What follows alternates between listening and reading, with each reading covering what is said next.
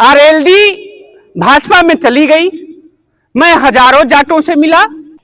गोरखपुर में योगी जी ने जानबूझ के हरवाया। गोरखपुर में आपको योगी जी मतलब चाहे और कोई हार जाए कि व्यक्ति सबसे ज्यादा प्रेम अपने परिवार से करता है, फिर उसके बाद अपने जाति से करता है, फिर धर्म से करता है, फिर देश से करता है।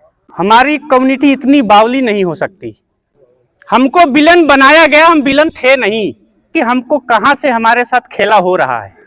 राजपूतों के गढ़ में है, लेकिन हस्तक्षेप आपको मुजफ्फर वाले की चल रही है।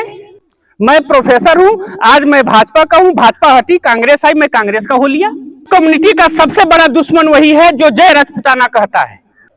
राजा चेंज होगा, मंत्री चेंज नहीं होगा। मेरे पास जिताने का भी फार्मूला है और हराने का भी फार्मूला है। आप सभी के बीच में आकर मुझे बेहद अच्छा लग रहा है, इसलिए मैं आप सभी को सादर प्रणाम करता हूं। प्रणाम का मतलब होता है कि जिसे प्राण दिया जा सके हम उसी को प्रणाम करते हैं। तो ये रिसर्च के माध्यम से भी सिद्ध हो चुका है कि व्यक्ति सबसे ज्यादा प्रेम अपने परिवार से करता है, फिर उसके बाद अपने जाति से करता है, फिर धर्म से करता है, फिर देश से करता है। तो हम अपने अपने परिवार से तो प्रेम करते ही हैं, उसके ऊपर कोई भी आफत आए तो फिर हम उससे लड़ते हैं। भारतीय राजनीति इस समय ऐसा नहीं कि यह समस्या आज की है, यह समस्या देश के आजादी के बाद की है कि हमारे कम्युनिटी को सप्रेस किया गया। पर मैं आपको थोड़ा सा अनुभव साझा करूंगा। सबसे पहली बात कि अनुशासन की कमी हमको यहां दिखी। हमारी कम्युनिटी इतनी बावली नहीं हो सकती। तो अनुशासन हमारा सबसे बड़ी ताकत थी। अगर महाराणा प्रताप में अनुशासन नहीं रहता तो वो 12 मतलब जितने दिन वो जंगलों में रहे, घासों की रोटियां खाई, कैसे कैसे इकट्ठा किए, फिर अपनी लड़ाई लड़ी। तो हमको पहले अंदर वो चीज लाना पड़ेगा, क्योंकि बनारस में हम क्षत्रिय धर्म संसद कराए थे और राजस्थान से एक स्पेशल ट्रेन चल के आई थी। उसमें कम से कम 1500 महिलाएं थीं और संख्या लगभग बहुत ज्यादा थी। तो हमें उस स्तर पे भी वो तैयारी, कम से कम कोई भी कार्यक्रम करे तो कम से कम उसमें संपर्क का कार्यक्रम बेहद जरूरी हो जाता है।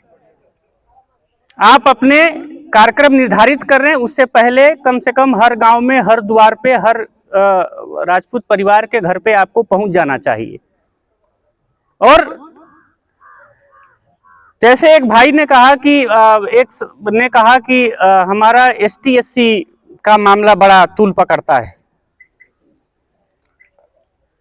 और सीधा सीधा हमको दिखता है कि एसटी एससी गलत है।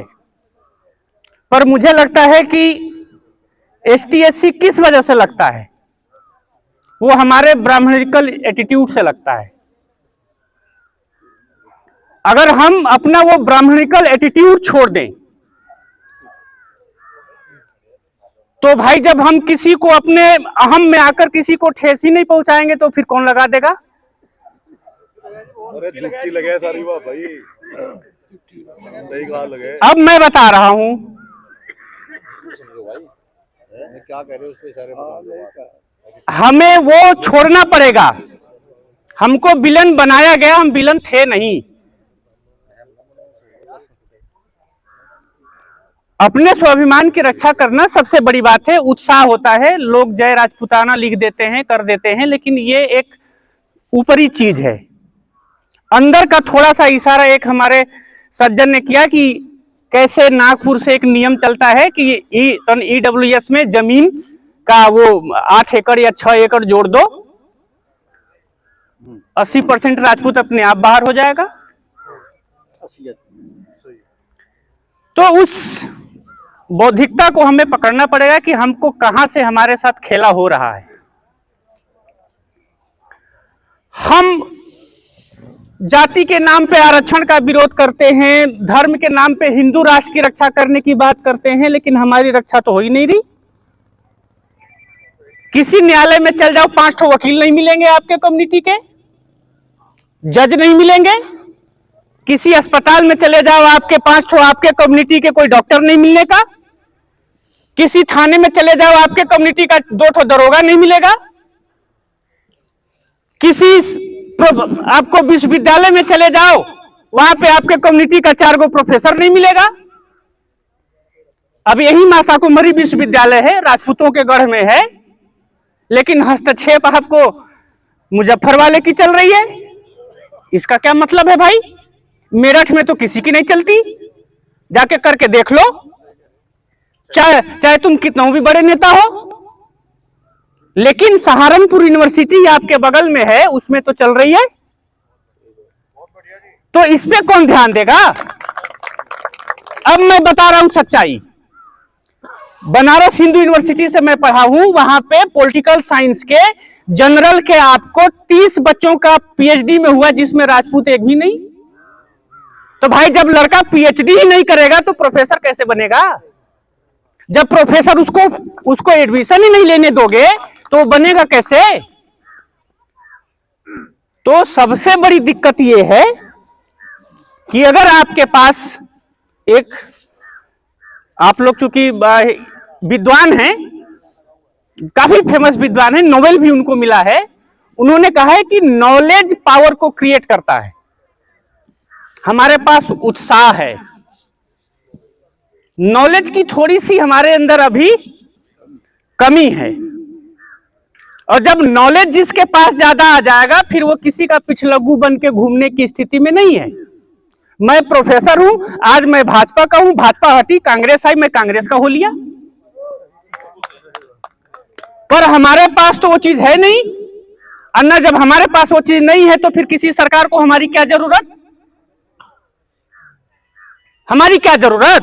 हमारी संख्या भी तो इतनी नहीं है कि हम हर जगह प्रभावशाली होते रहेंगे। तो वो चीज आपको सोचना पड़ेगा।